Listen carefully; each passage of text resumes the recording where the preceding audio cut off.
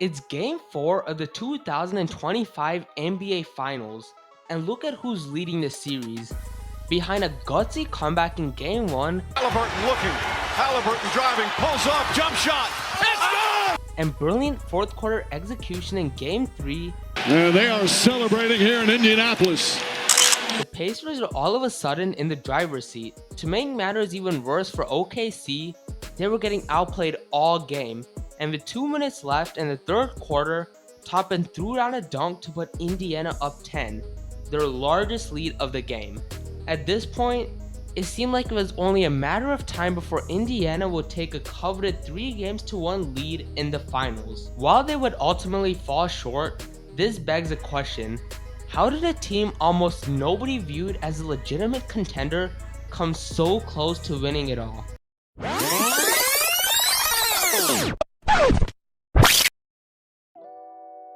To answer this question, we need to go back to the 2024 NBA playoffs. Led by Halliburton, Siakam, and a plethora of vital role players, Indy finished with 47 wins, making the playoffs for the first time since Michael Jordan donned their uniform. The first round saw them matched up with the third-seeded Bucks.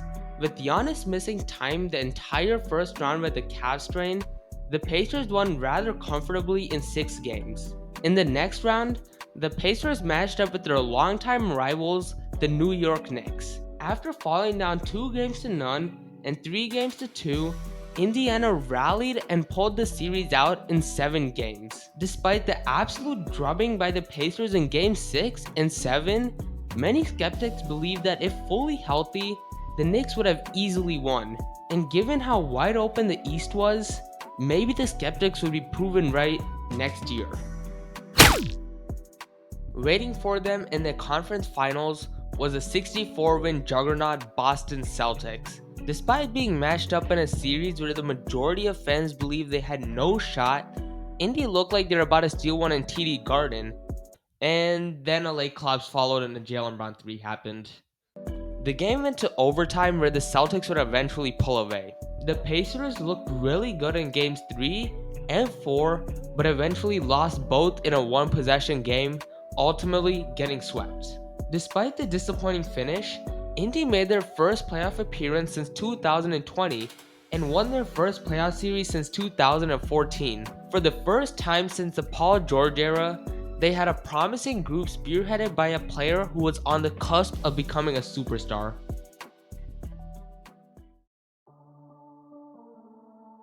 In an effort to replicate their success last season, Indiana were rather disappointing. After a nice road win against Detroit to open the season, they dropped their next 3 games. This was merely a taste of the rough start for Indy, as they would go on several losing streaks to begin the year. They dropped 6 out of 8 games mid-November and 5 out of 6 games in the beginning of December.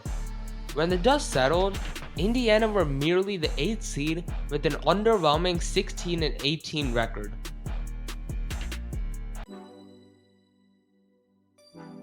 To start the new year, the Pacers won 6 games in a row and never looked back, as they went 34-16 to close the year. The team that emerged from the end of the calendar year was nothing like the one that went 16-18. For one, their defense was much improved as they ranked 10th in defensive rating since January 1st. Moreover, the Pacers got back Andrew Nembhard and Aaron Nesmith, both of whom missed much of the earlier season due to injury. Hallie also started to play like his all-NBA self. All of this created the perfect storm for the Pacers, finishing with 50 wins, the first time in franchise history since 2014. Their reward? A rematch with the Milwaukee Bucks in the first round.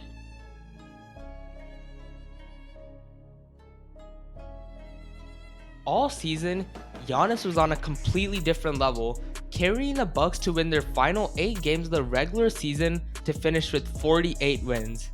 His running mate, Damian Lillard, missed the final 15 games of the season due to a blood clot. Even with rumors that he would be cleared to play, Lillard would be ruled out in Game 1 as the Pacers took full advantage, clobbering Milwaukee by 19. However, the game did not finish without drama, as with under 2 minutes to go, Lillard and Halliburton had words to say to each other. With Lillard set to suit up for Game 2, this matchup would be sure to deliver, or Lillard just drops 14 points as the Bucks fall behind 2-0. Milwaukee ended up defending home court in Game 3, but come Game 4, Indiana asserted their will all over the Bucks. To make matters even worse for Milwaukee, Lillard went down with a torn left Achilles tendon in the first quarter. Still, they wouldn't go down without a fight as Giannis and Gary Trent shined through in Game 5 to take a 7-point lead with 40 seconds left in overtime. What Indiana would proceed to do was something that became a cornerstone of this playoff run. They fought back. A Nembar 3 followed by an and one Tyrese Halliburton layup cut the lead down to 1. On the defensive side, Indiana's pressure worked as Gary Trent failed to catch the ball, fumbling out of bounds, opening the door for the Pacers. And with 10 seconds left in the game, 5 seconds, 4 seconds, Halliburton for the lead, 1.3 to go. Hallie had done it. He had come through for his team as they took down the Bucks in 5 games. However, the road to the championship wasn't going to be any easier, as in the next round, the 64-win Cavaliers were waiting. Unfortunately for Cleveland, they were dealing with injuries at the worst possible time, as Darius Garland was ruled out for Game 1 with the toe injury, and Mobley would play on a sprained left ankle. With Cleveland reeling, the Pacers took care of business, taking a 1-0 lead rather easily. Game 2, however, wouldn't be the same, as this time, Donovan Mitchell took his game to a whole nother level, finishing the game with 48 points and 9 assists. This effort will culminate in Cleveland taking a 7-point lead with under 50 seconds to go in the fourth. I believe we've seen this before. Between Neesmith's hustle plays down the stretch and Hallie's shot making, misses, Halliburton the rebound. Now seconds, they do have a timeout. Carlisle's gonna let him play. Halliburton steps back and hits. Indy had done it again. They erased a seemingly insurmountable lead in the final minute, and this time, they led the series 2-0. In a desperation move, Darius Garland returned for Game 3, even though he was clearly not himself. The Cavs won a blowout in Game 3 to cut the series lead to 2-1. It was a rough start for Cleveland, but with one more game they could tie the series, and they could come back and take it. The Cavaliers looked much more sharp in Game 5 as they led by as much as 19 in the second quarter. But the Pacers did the Pacers and came back to win the series behind a 31-point, 8-assist performance by Hallie. For the second year in a row, Indiana were going to the conference finals as their players looked more comfortable than ever. This time, they were matched up not with the highly anticipated Boston Celtics, but another team that has stunned the juggernaut in the New York Knicks. The rivalry between both of these squads went all the way back to the 1990s. In the Reggie Miller era, the Knicks and the Pacers split their playoff battle with each taking 3 series. After these teams clashed last year, it seemed like matching up for the second time in 2 straight years would be a revival of an old rivalry. And that's not to mention the WWE face-off between Brunson and Halliburton, which unknowingly foreshadowed the 2025 Eastern Conference Finals. Lastly, to add even more fuel to the fire, a massive mob of Knicks fans threw 2 different bags of trash on Pacers fan Ponce Perez. Regardless, with the top-heavy squad led by superstar guard Jalen Brunson, many expected the Knicks to avenge their defeat from last year. Game 1 tipped off and it was anybody's game until the fourth quarter. With Brunson heading to the bench in foul trouble, the Knicks went on a 14-0 run to take command of the game. With only 2 minutes and 45 seconds left, the Knicks sustained a 14-point lead. But if you know one thing about the Pacers, you know that they're not done. This time, their savior came in the form of Aaron, "I'm a better shooter than Steph Curry" Neesmith. Neesmith connected on 6 3-pointers in the final 3 minutes of the game to breathe new life into Indiana. Despite his heroics, down 2 with 7 seconds left, you already know who's taking the final shot. Halliburton. He'll take it. He'll backpedal a three for the win. And he got it! Unfortunately for Hallie, his foot was on the line, and with already having pulled out the choke celly, he had better not lose. Up 1 in overtime, with only needing a stop to win, Nembhard locked in, deflecting a pass off Brunson to win it for Indiana. Since 1998, teams leading by 14 minutes with 2:45 left in the game had a record of 994-0. They were now 994-1. In Game 2, the deflated Knicks had no answer for Pascal Siakam, as he put up 39 points to steal another one in the Garden, granting Indy another 2-0 series lead. Game 3 appeared to be more of the same, as Indiana asserted their will all over New York, taking a 20-point lead. To make matters even worse for the Knicks, Brunson was forced off the floor as he picked up 5 fouls heading into the fourth. But after all that, Cat wasn't going down without a fight, as he dropped 20 points in the fourth quarter to somehow come from behind and steal one in the road. Still, if the Pacers would win Game 4 at home, they would take a commanding 3-1 series lead. Joining them for this pivotal game would be Hans Perez, as once Halliburton saw what happened to him, he flew him out to watch Game 4 of the series. With the chance to ice the series and show out in front of his new friend, Halliburton had maybe the best game of his entire career. He finished with 32 points, 15 assists, 12 rebounds, and 0 turnovers. Let me repeat, 0 turnovers. With that performance, the Pacers held off the Knicks to win the game. At this point, it became quite clear that the Pacers would take the series. New York dominated Game 5 at home, but Indy would bounce back and finish the series in Game 6. Pascal Siakam took home the Eastern Conference Finals MVP as they were headed back to the finals with one goal in mind: win Indiana its first NBA title in franchise history. On the other side, waiting for them on the game's biggest stage was their toughest test yet: the 68-win powerhouse Oklahoma City Thunder.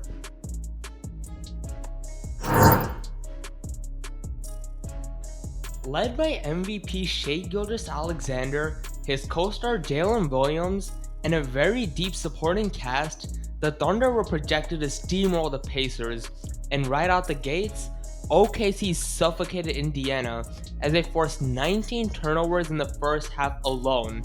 On the other side of the ball, Shai was an absolute problem as he dropped 19 first half points. The second half tipped off, and Indiana looked like a completely different team.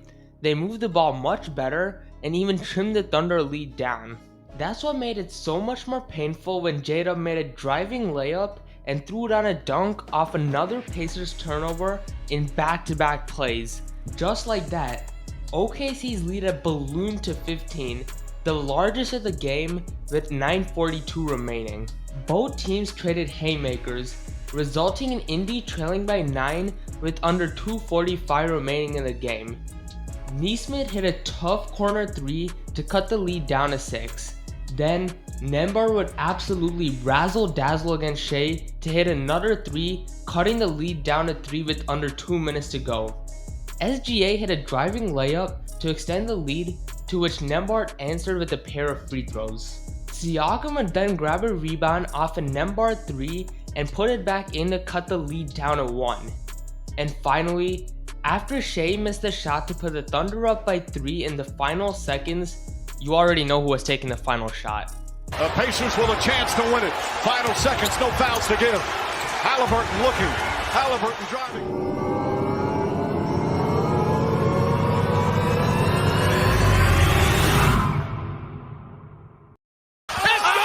It's good! With 0.3 of a second remaining. Timeout, OKC.